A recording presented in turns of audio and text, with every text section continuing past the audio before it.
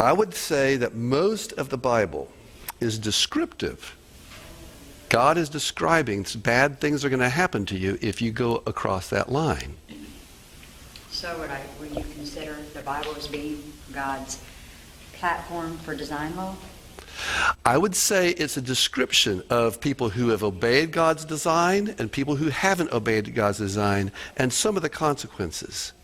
And sometimes we look at the consequences that have happened to them as being acts of God that weren't, other than God's laws, our design laws, and when we step out of those, we suffer the consequences. The study guide divides up this week's lesson into 4 or 5 daily lessons, etc.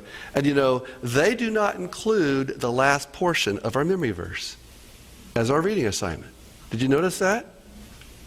So our memory text is, "Behold, I will send you Elijah the prophet before the coming of the great and dreadful day of the Lord, and he will turn the heart of the fathers to the children, and the heart of the children to the fathers. And then, lest I come and smite the earth with a curse." That's not even mentioned.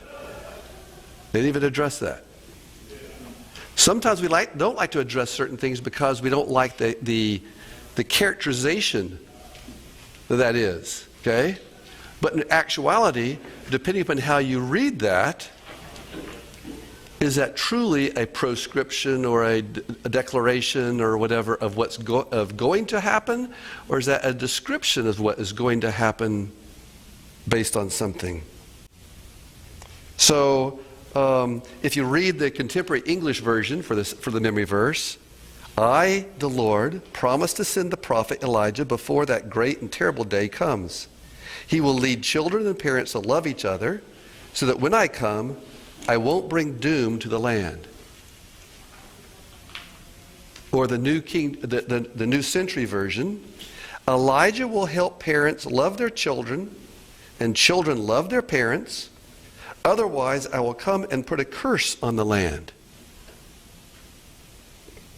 Where else in the Bible does God describe cursing something? Genesis 3. Okay?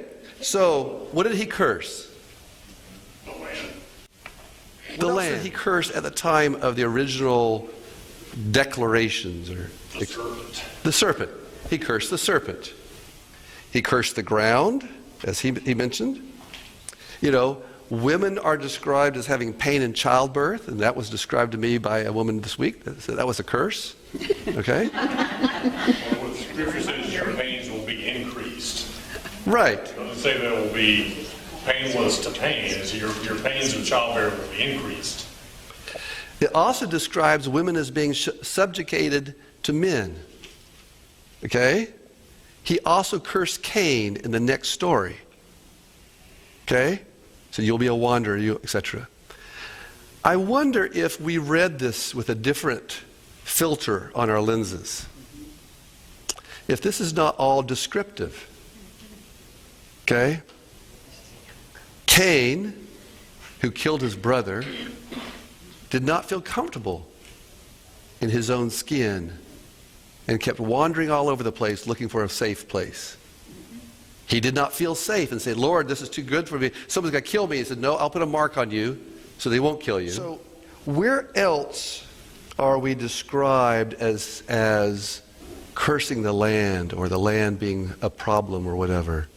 How about in the 5th commandment? "Honor thy father and thy mother, that the land you live on, you can still continue to live on." This is a description of what's going to happen if you don't act justly. God commands, when we are immature like children, to keep us from suffering the consequences of our immature choices, to stop doing stuff. Okay? He does try to protect us. I would say that most of the Bible is descriptive. God is describing bad things are going to happen to you if you go across that line. So would you consider the Bible as being God's platform for design law? I would say it's a description of people who have obeyed God's design and people who haven't obeyed God's design and some of the consequences. And sometimes we look at the consequences that have happened to them as being acts of God that weren't.